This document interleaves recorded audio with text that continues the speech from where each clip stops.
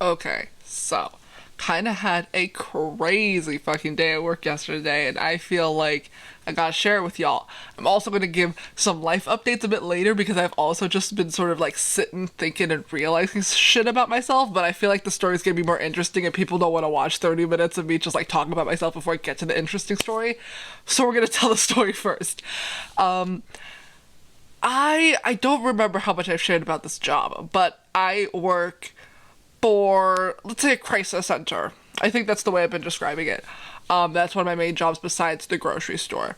And at this center, there's a bunch of people there that have, in fact, tested positive for COVID-19. So the possibility that I have gotten it, so astronomically high. I can't wait for those antibody tests to come out so that I can know that I did in fact have it, because I believe it truly in my soul. There's like, it would be way more shocking if I didn't have it at this point.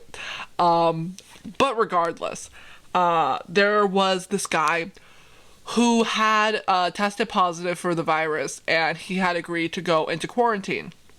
But right before, also wait, really quick before I get into any more of the story, I don't want to make anyone think I'm breaking any HIPAA violations. I don't know what those are because I'm not HIPAA trained, but I do know that they're important and we should respect them. Don't be talking shit about people without their consent.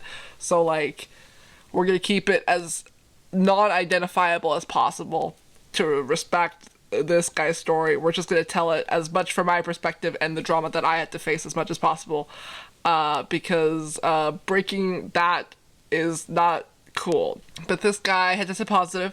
He agreed to go into quarantine, but right before he was gonna go into quarantine, he left to go find his partner. And so he had been gone for like a good like 10 days at this point. And in that 10 days, they just assumed that he wasn't going to come back. So they had me and this other guy, like, basically clean out his room that, like, they said a professional, like, quarantine, like, disinfected team had come in and, like, disinfected the whole place. But they also left all of his things there. And I doubt that all the things that we had to move into the basement were disinfected. And then they had us basically like turn over the whole room, and I've never worked in a hotel before, so I don't really know how to like turn over a hotel room, but I did my best. And the guy I was working with was absolutely useless. So I did basically everything. It was very stressful. That was a whole stressful situation within itself, trying to figure out how to like clean out and turn over all of these previously quarantined rooms. But regardless, we're talking about yesterday. This guy comes up to the front desk where I'm working, and he's like, "Hi, my name is James," which is not his real name.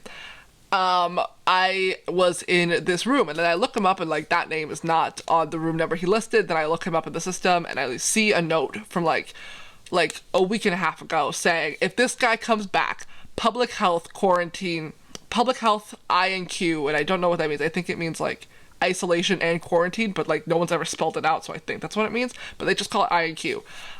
They said if this guy comes back that we need to place him as quickly as possible because he has tested positive. Call this number for this guy named, let's call him Steve. And so I'm like, oh, okay, so this guy standing right here, right in front of me, not 6 feet distancing, not with like a face mask, is in fact positive, and he's the guy that I had to worry about like a few days ago. So this is great. This is stressful because this he comes in about like 8:15 and my shift ends at 10.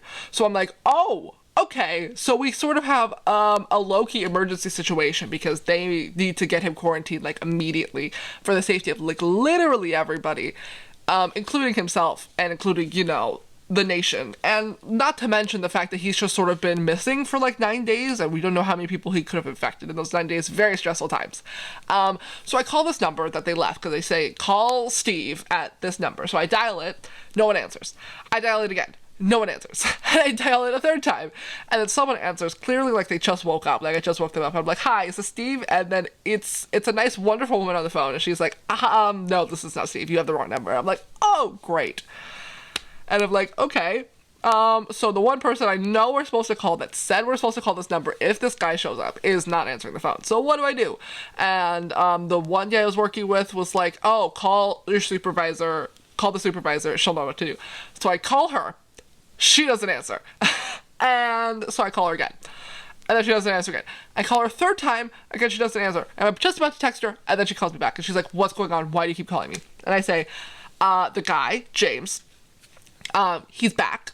And the number we're supposed to call for Steve isn't the real number. What do I do? And she's like, you have to call the COVID hotline. And she gives me the national number hotline, which is not helpful in the slightest in getting someone immediately placed like today, right now.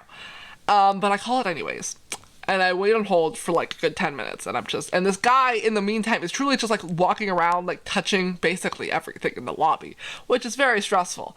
But I finally get on the phone with somebody for the COVID hotline, and they're like, hi, what's going on? And I say, okay, someone from Public Health INQ said that if this guy shows up again, we need to get him placed. So like, what do I do? Is someone gonna come get him? And this next lady's like, oh, we're just the national hotline. You need the local hotline. And I'm like, oh, cool. Great, fun. Can you give me that number? And then she does. So I call another person. And this is our local county hotline for the area, because we are in an area that is a hot spot, like, because we're a big metropolitan city and it's spread a lot in this area. It's been a wonderfully stressful time. So we have a dedicated hotline in this area. So I called them and they put me on hold for like ever. But then someone finally picks up and they're like, hi, what can I help you with? And I'm like, okay, you people at Public Health INQ said that if this guy shows up, that we need to get him placed. So what do we do? And they do this whole back and forth thing talking about how, oh, we need his like name and his date of birth in order to see when he was tested and blah, blah, blah, blah, blah. And okay, I got all this information and we're going to look into getting him placed and I'll give you a call back. And I said, okay, that's great. At this point, the guy, James, is just sitting on one of the benches in the patio. And he's like completely just knocked out. He's just tired, I guess, and unconscious, is what I believe. And then I sit, and I guess I'm just like waiting. And then I get a call, not for my supervisor, but for my manager, who's above her. And she's like, okay, so what's going on? No, actually, this is untrue. This was prompted by the other guy I was working with calling, because he was sort of like on the outskirts of the situation, because honestly, I did most of the work. He just sort of like monitored, I guess. He didn't do anything. But because I just said that the people on the hotline said that we would just have to wait and they would call us back, he didn't like that answer. And he was like, okay, well, there's nothing that's going to happen with that, so I'm going to call the manager. He calls the supervisor and he tells her what's going on. And the supervisor tells the manager what's going on. And then they got on the phone with me to figure out what I had heard from them. And our manager was like, okay, so what happened? I told her everything I just told you. And then she's like, but they didn't give you a timeline or anything? And I said, no, they just said that they would call me back, because I gave them my cell phone number, which was also doubly stressful because we have a phone at the front desk, but I've never had a call like to it. So I don't know its number, and I don't know if like we can get calls to it. I'm guessing that we can, but like, high stress situation, I was like, they were like, what is a good contact number? I just gave them my cell phone because that's the first one that's in my head. But my manager, she's like, we need to make sure that he gets placed today, because we don't have a place to quarantine him if he's not able to leave tonight. So I'm going to get on the phone with them. Can you text me the number for the local hotline that you called and his date of birth? So I'm like, yep, great, I can do that. And then I texted her immediately, and then she got on the phone apparently with somebody there. And then in the meantime of this, I have multiple different nurses. Nobody has ever given me their name, and if they did, it completely left my mind, because they're probably really simple, basic names. But most of them were really just like, hi, I'm a nurse for Public Health IQ, or hi, this is the COVID hotline. And they just gave me like titles. Nobody gave me a name. So I genuinely have no idea who I spoke to, because there were just multiple people asking me generally the same questions, like, does he have any symptoms? Can we get his date of birth again? Where has he been? Is he on the influence of anything? Which I'll get to in a second. But, this nurse, she calls me right after I get off the phone with my manager. I think she's a nurse. She might have just been with the hotline response people. I don't remember. It was a very stressful time. And she's like, does he have any symptoms? And I said, actually, no. Yes, the first person who I talked to asked me if he had any symptoms, and I just said no, because he didn't appear to have any symptoms. But then the second person asked me, like listed out a bunch of things that I should ask him, and I was like, okay, I guess I'll go ask him. And then I went outside, and I went to where he was like sleeping, because he was basically just like unconscious. And I tapped his foot, I first of all started just by like trying to get his attention by saying his name, and because I cope with stressful situations with haha humor, I was like, James, James, James, and I sort of just sang like a little song for like 30 seconds because he just like was not responding, and I was like really stressed because I was like, I don't know what to do. So then I just started tapping his foot, and I was just like, hello, I need to ask you a few questions. And I asked him if he had any symptoms, and he said loss of smell and sore throat, which was not good. So I tell that to this lady, and then she's like, okay, great, thank you, that's all she needed. But then the guy who I'm working with said that he had, quote, just got off a bender. And I'm like, oh, great. We love adding layers to the stressful situation. But that's fine. And then I get this call that says, you're being merged into a conference meeting. It's like an automated voice that says that. I'm like, okay, great. And it's the lady that my manager had gotten in contact with at the county hotline. So it's a conversation basically just between my manager and this phone service lady. And I really didn't say anything for the conversation. I was just there to basically listen. I don't know who called me or connected me because nobody seemed to like acknowledge the fact that I was on the call. But basically, it was just my manager being like, we need to get him placed today. We need him like placed right now, and I need answers as to what time they're gonna be here and who I need to contact, and I need names and stuff. And she was really just like getting it done. I was so appreciative that she was there to do that because I definitely wouldn't have done that. But basically because our shifts changed at 10 and the hotline closed at 10. So if we didn't get an answer by 10, he was going to have to basically be here because there would be nobody to like talk to coordinate a quarantine pickup. And it was very stressful because it was just sort of like, we don't know what time they're going to get there because the people that we were in contact with were in contact with INQ people, like the team that like comes and picks him up, and they weren't responding. And my manager didn't like that. So she was just sort of like pressing this woman on the phone, being like, we need to know a time, we need to know a location, we need a person to contact because this is not okay. And apparently they've had issues with this before where they've had difficulty like getting pickup for people that have been, you know, quarantined, or people who have tested positive, getting them into quarantine. And it's kind of crazy, especially since we're just following their directions. Like they specifically said if he shows up to call them and get them placed. Like it was a very stressful time, but I'm on the phone with them, and really truly through the help of my manager, things start moving along a bit more because she's really pressing to get this shit done. While I'm on the phone with them, I get another call coming through on my phone, and it's apparently like the first person I spoke to. Maybe it's another person who wasn't the person I gave all the symptoms to. It's the first person I responded to who I told he didn't have any symptoms because that's what I saw. I didn't see any coughing or like any visible signs of an illness. So I told the first person that he didn't have any symptoms. I think this is the first person calling back. And she said, well, because he doesn't seem to have any symptoms and he's been gone for so many days, we believe he's in recovery, and that would mean that he is not able to be placed in INQ because we could only have people who are like actively ill in INQ. And I said, but he does have symptoms. I told the last person that he had symptoms. I don't know if you're in contact with them. And they said, oh, yes, I am, but they didn't put that in the notes.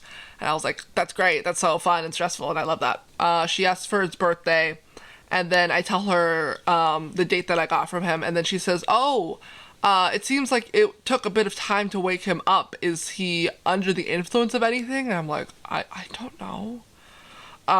So I go and I ask my coworker who said he was on a bender. And then and I say, what, she wants to know if he's on anything. What do I tell her? And he says, just say alcohol. It's probably just alcohol. I said, oh, okay. And then I said to her, my coworker says that it's alcohol, so he's just a bit drunk right now. And she says, oh, okay, well, can you go and ask him how many drinks he has per day? Because we want to make sure that if he gets placed into INQ, that he won't go through any withdrawals, not being able to have any of these substances. I was like, yep, completely makes sense. Great question. And then I go out to speak to him, where my coworker apparently is already having a conversation with him, and he gets some information that he comes back to tell me, and he says, oh, it's alcohol and crack cocaine. And I said, oh, great. Oh, great. That's what really just like fucked me up. I was just like, oh, so it's not just like a few drinks, it's crack cocaine. I'm like, oh, cool. fun. I get back on the phone with her and I'm like, it's alcohol and it's also crack cocaine. And then she says, oh, okay, we still need to know how many drinks he has, when was the last time he drank, and when was the last time he had any crack. And I said, okay, I can do this. I can ask this question in a normal way. But you know that I can't, because how do you ask someone when the last time that, like, I'm not trained for this. I'm a child. But I did. I went back out to him, and I said, James, for your safety, I said it almost exactly like this. James, for your safety, we just need to know, when was the last time you had a drink? And, when was the last time you smoked some crack? And I said it exactly like that, because how are you supposed to ask that question? I'm still fucked up about that. But apparently it's he had a drink last night. It's been a few days since he's had any crack, and apparently that was all that they needed to know. So I get off the phone with the nurse, I get back onto the call with my manager and the lady from the COVID hotline, and they're apparently still going back and forth about, like, when are we going to get this transportation, if we're even going to get the transportation, because apparently the INQ people told the lady on the phone with us that they will do everything in their ability to get there tonight. And I was like, oh, okay. I was fine with all of these ifs and maybes, because I'm not, like, in charge, and it's not really my responsibility to oversee all these, so I was just like, it's fine. I'm sure that they'll come eventually, because, I get that there's no place to, like, quarantine him, but in theory, all of their rooms are, like, isolated, but, like, I don't know. It's not up to me. I'm not the boss. I'm not my manager. My manager's in charge of all that. And she was like, okay, so basically we don't have any guarantees that anything's gonna happen. And they just had a lot of back and forth in that whole conversation. I basically didn't have any input, because it was just basically my manager being like, we need this to happen tonight. And the lady on the phone being like, okay, I'm so sorry, I'm gonna try the best that I can do. And her basically telling the people that she was, like, messaging in the INQ team being like, this needs to happen tonight. And eventually the INQ people are just figuring out things and coordinating it and not really giving us any sort of set information, which was not comforting to my manager at all. But my manager gets some names and some phone numbers that she could call past 10 o'clock, so that if this doesn't get sorted out by the time that the hotline closes, that we still have a way to figure this all out. So, they end that call with not really any answers or certainty of any kind. We just got a promise that we would get a call back sometime before 10 with more information. And we were like, okay, I guess that's all that we could do. But then 2 to 3 minutes later, I get a call from this guy from the INQ team. Apparently, all the information that I had given the second lady was all that she needed in order to, like, push through this request. So he contacts me and he says, we're gonna get a team out there tonight. We don't have an exact time yet, because I need to contact the AMR people. I don't know what that acronym stands for, because he never told me, but I need to contact them, and then they'll get back to me with a time, and I'll get back to you with a time. But we're gonna get him placed tonight. I said, that's great. And he just needs to confirm a few details about, like, him, about James, and about our location, or, like, to pick him up and stuff. And I confirmed all that with him, and he said, great.